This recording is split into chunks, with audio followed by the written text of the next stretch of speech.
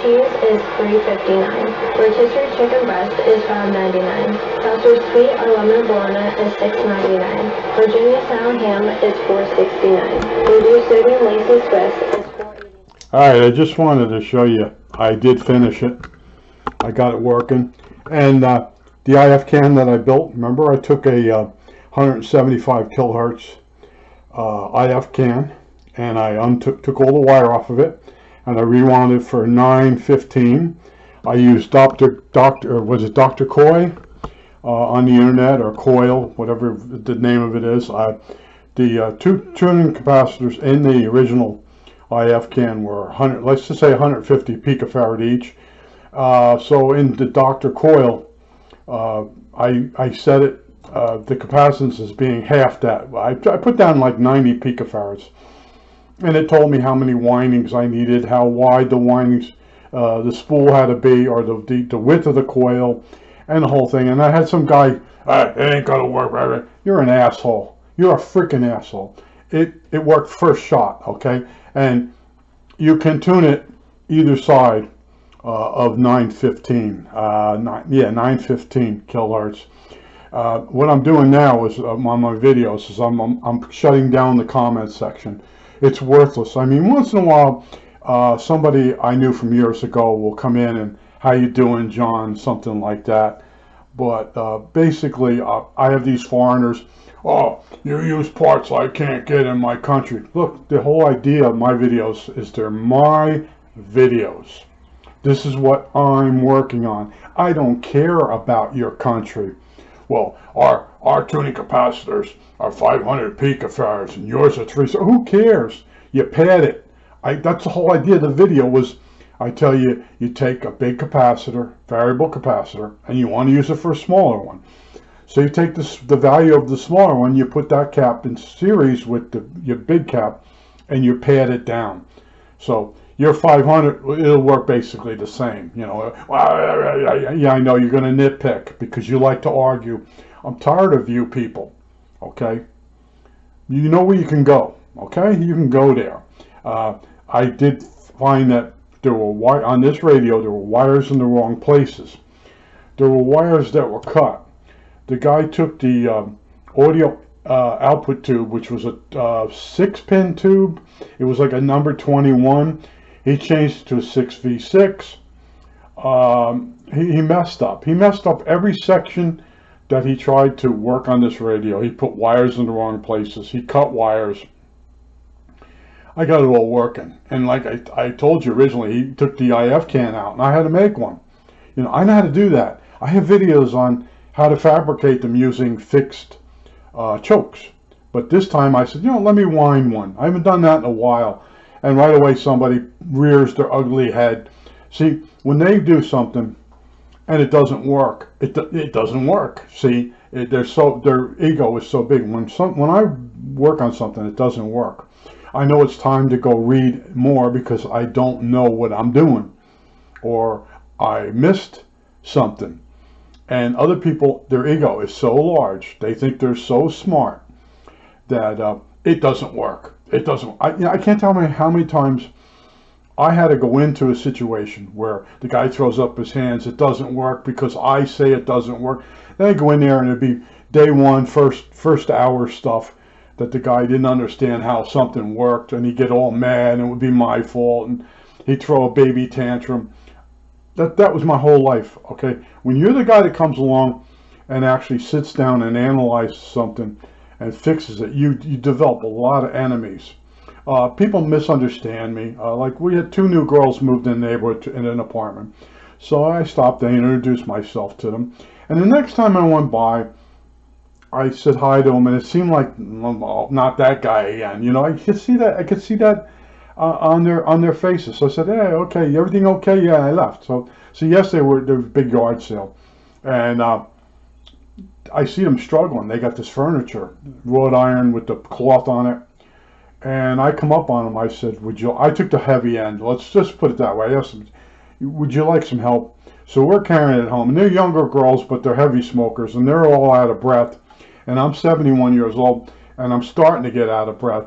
And I could see each one of them they're talking to each other about stopping and taking a break, and it was a block. We had to carry the furniture a block, and it was like there were two chairs side by side, cloth, the iron ones with the cloth, and there were two of them. They were stacked, and I was carrying. There were two of them, and then an extra single that was down on my end. I had the heavy end and walk on. I have two hernias. I have one on my belly, and I have one down in my groin, and I'm like, oh, I hope I don't pull these any worse.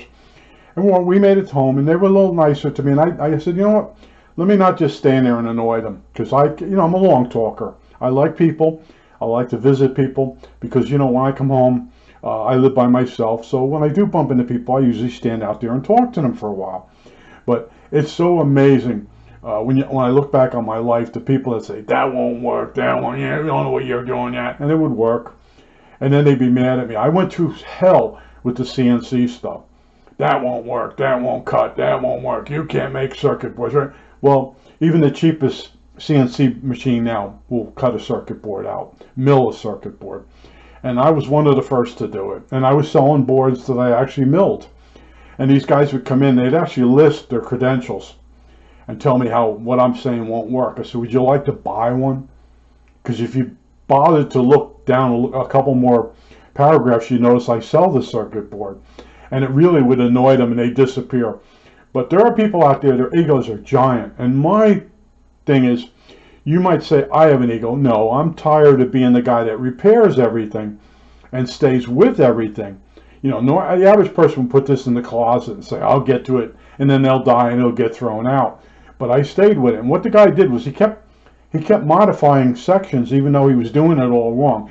And I did have a guy named Ernie that came into the Radio Shack, and when I worked there, and he took he tried to make a power supply, a variable power supply. The bunch of us were making them, and he kept putting all the wires in all the wrong places.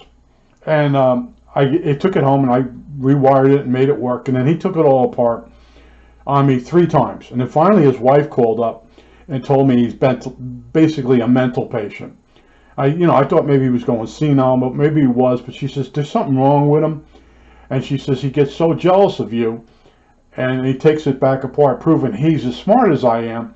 And she says he screws it all up. Then he brings it back to you. And I said, yeah, I redo it, put it all back together. And 3 times I redid it. And the kids that hung in the Radio Shack, they could actually do Ernie's voice. They would actually imitate him.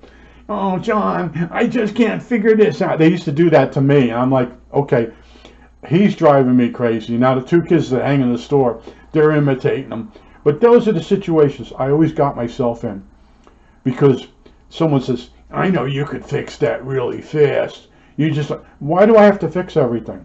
See, back in those days, I just say to someone, come over to my house and every week take my garbage out for me. Why would I do that? See, this is what I should have done. Well, you know how to do that, and I helped you. Now you come over and put my garbage out each week. Oh, you're crazy. I can just imagine how it goes, but that's the scenario you got. Just because you can fix everything, it doesn't mean you have to. But people, that's the game they play with you. They walk up to you, and I guy in the neighborhood here, I need a stereo fix. I hear you're good with radios. Yeah. Where am I going to get the parts? Oh, this is the best one he ever come up with. Most people say Radio Shack. Radio Shack's gone, basically gone. So he goes, there's a ham radio club down in the city. You can get the parts through them. I said, what are you talking about? Yeah, the ham radio club's got every part for every radio ever made. See, people, they think all radios are the same. They always use all the same parts. They use similar parts. All right. Now, this guy has an expensive stereo. Maybe it's the Scott. Maybe it's a Marantz.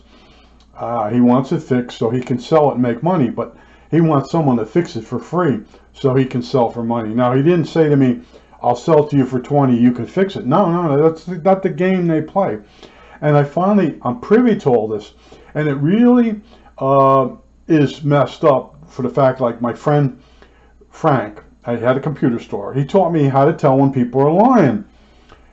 And he says, well, when I teach you this, it's gonna ruin a lot of things, because once you realize people are lying to you or they're trying to use you, it changes the way you look at society. And he taught me, and it did. Okay, and then I say okay too many times for certain people, but I notice all famous people, broadcast people, they have an ending phrase like okay, and I'm noticing that too. So the guy that picked on me for saying okay too much, go fuck yourself. Okay, okay, okay. Yeah, they always check them when someone really makes nasty comments. I click on their name, and they don't have any videos because they probably talk like a retard. Okay, okay, okay. Yeah, we're having fun. So I got this radio. I stayed with it, and it's an interesting radio. I recommend if you can, you're pretty good with radios. You fix them. Get yourself one of these BC348s. It's totally different. It's really compact. It's half the size of a radio of that era, so it's not really a boat anchor, and it's aluminum. The chassis is aluminum, so it's very light. Even me with my hernias, lifting this thing is not that bad. And then I showed you how to make a nice power supply with modern transformers. But you got to make sure that you know how to tell that the radio has been wired for 6 volts instead of 28. And you got to make sure that the high voltage section doesn't get grounded. And the other thing is make sure you have enough resistance. When these capacitors short out, I got a million of these things, and they're all down in the garbage, but here's one here. But these things are notorious for shorting out, and there's, I'll say, I think 15 of them you have to replace in the radio, and they're all leaky to some degrees. And the radio, unless they're shorted, the radio will still come up and work, and that's because these are in the cathode circuit. They really don't give the tube a lot of gain. These tubes, way back then, they didn't have a lot of gain. And they designed, that's why you have really big coils. They wanted more Q. They wanted more signal. And that's one of the things. This is almost like getting an Atwater Kent. If you've ever seen an Atwater Kent, the tubes, this top cap here, are we in the frame? That's the grid of the tube. It's not the plate. A few years later, if you were to touch one of these plates on a tube, you can get really you get shocked in your hand real bad, because other tubes, it's the plate. These old tubes, they're the grid, and then later on the grid comes through the base of the tube. And these tubes here, hope we have enough light on today. Wait, let me get in the frame here. These are grids also, and the early RF tubes, they bring the grid in through the top. It's really cool. I mean, this is a really nice radio. And I told you, yeah, this transformer doesn't have to be changed. Just come off with the 2 wires through your headphone jack, and add a filament transformer on the speaker. I told you this before, and this you'll be able to play. You won't need it. This is such a cool radio. I just wanted to show you the IF cam did work incredibly. As soon as I turned the radio on, I come right on with it. And I did peak it. I did peak it a little bit, but I did all the on it. I did all the formula with that Dr. Coy, and I set the capacitors for halfway.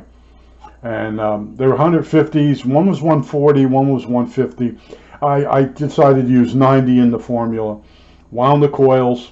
Made sure I didn't break the fine wire.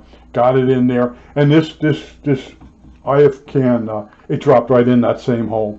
And the bolts that hold it in matched up with the holes, so it's a piece of cake. It'd be nice to have the original IF can. I ain't even in the frame. It'd be nice to have one of these right here, but it's the detector. It's the 4th IF, but it's actually the detector circuit. He took all that out. He used the detector as a preamplifier for the audio. He used the 6V6, but he had all the wires in all the wrong places. Filaments wrong. It's almost like several people worked on this radio, but I stayed with it. And what's killing me is, I know this is in the frame. Right, let's get it in the frame. He put a hole in the front to turn it on and off, and this kills me. Right, nice radio like this, and most of the knobs I did have, but I did throw some other knobs on. This radio was just I went past resurrection on this. It's been recapped. Something to do every day. And at the yard sales, I got a lot of movies for 25 cents each. I've gone to Goodwill, and they're $3 each. But that's basically my new hobby. I'll sit at the end of the night and watch a movie instead of like working on a radio. This is my last radio for a while. You know, I was said my last video, but then I said, you know what? I'll just shut the comments off. You know, people. The one guy, oh, your rant was too long. Oh God. Then I clicked on his name, and he has no videos because he probably sounds like a retard. Okay, okay, okay. All right, that's it.